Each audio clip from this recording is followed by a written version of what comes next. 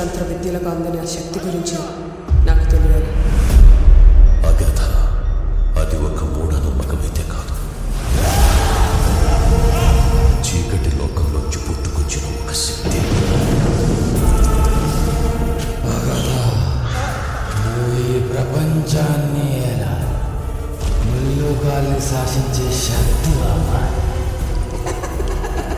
దాన్ని చూశాక నా అంతర్దృష్టికి అర్థమైంది ఒక్కటే,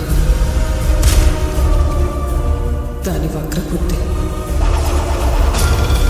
అగధతో పెట్టుకుంది మీ అక్క, దానికి మీ ఇద్దరి తలల్ని కానుకగా ఇస్తా.